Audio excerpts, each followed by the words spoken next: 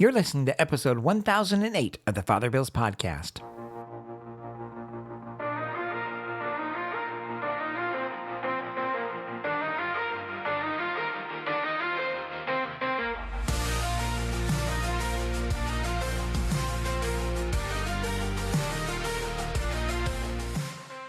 Welcome back. This week's episode is entitled, Be a Gift to Others, given on the Solemnity of the Nativity of the Lord, 2025.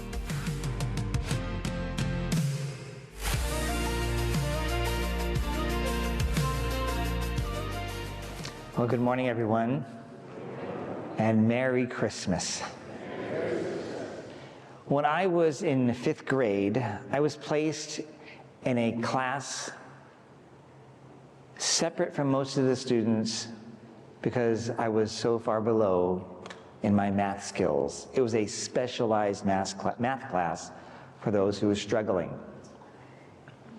I hadn't learned my basic addition and subtraction. 5th grade, right? This was stuff that's 2nd grade, 3rd grade, right? 1st grade even.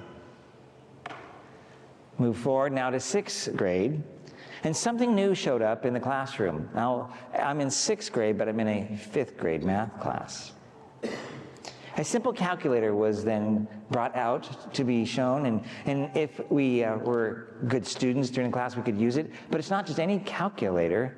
It was a calculator that did games. It was called a Texas Instruments Data Man. Now, if you're in your upper 50s, you might remember this. So I thought, what a great way to try to illustrate this. So I figured that's a great little tool I'll bring to the homily. And so I looked everywhere. I went to eBay, and I found one of these data mans. Here it is. Yeah. It's a calculator, basic calculator, but it does games. Just basic games, math, addition, subtraction, and other things like that. That same year, my parents gave me a data man for Christmas. This is a vintage unit, I must tell you. It's hard to find. I mean, almost nobody has one. And Father Dominic doesn't have one. Or,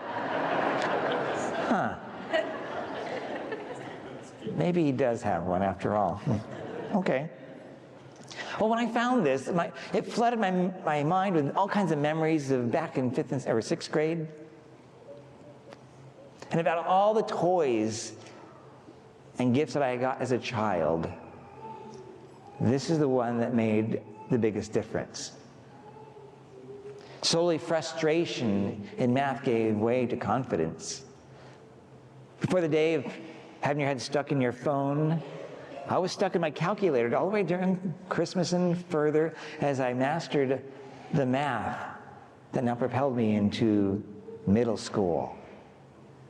And I took all the math classes as required, and I even took math classes in high school that weren't required.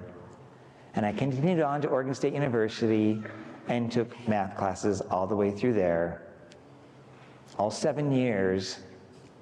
That's 4 for a bachelor's, 3 for a master's, and a degree in math. Yeah. So I ended up becoming a high school teacher. And I taught math and computer science. I would have never imagined that's where I would have been if you were to talk to me in 5th grade, sitting in a remedial math class thinking, how did I get here? What I learned from this is simple. Very often, the smallest things plant seeds that can change our lives in the future. But see, not all small things are things. Some are people. In fact, this is what God did. He sent his Son, incarnate in the Virgin Mary, something small. In his conception, he was just a few cells. God of all creation lowered himself to be almost unseeable, too small. in his infinite goodness, he chose to do this because he wanted to be with us.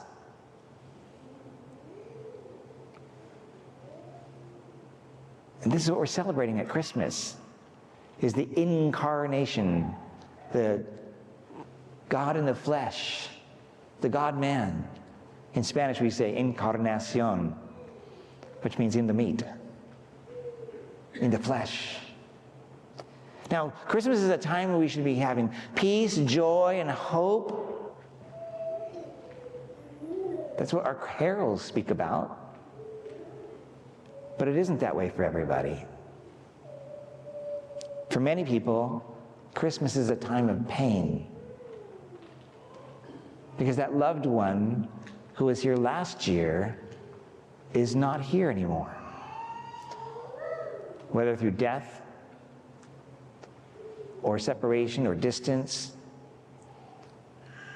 maybe an argument has occurred. For others, this season, and especially Christmas, brings together families, which again is supposed to be a joyous time. But for some, it intensifies family conflicts, addictions, loneliness, or financial stress. These are darknesses that we all carry in one way or another. We're supposed to be one way, but we're not in it. The darkness then intensifies because we're supposed to be people of light.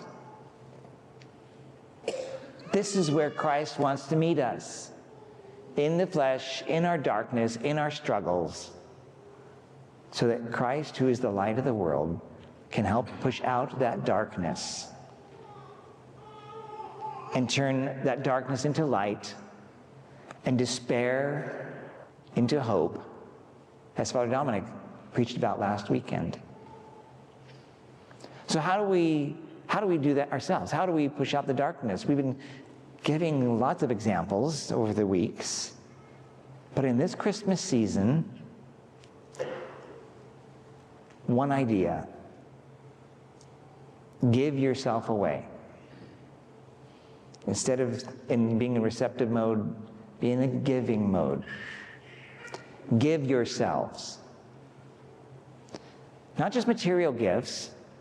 You're probably going to do that today, or maybe you already have.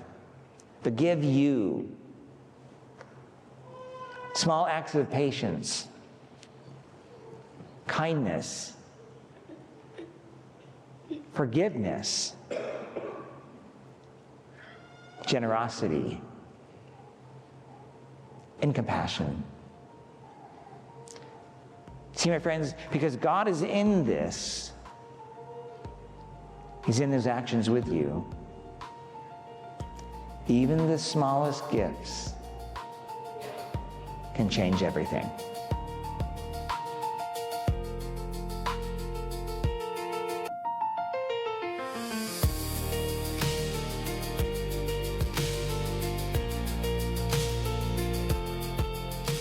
Thank you again for listening to this episode of the Father Bill's podcast. If you have any questions or comments, just go to my website, fatherbill.org.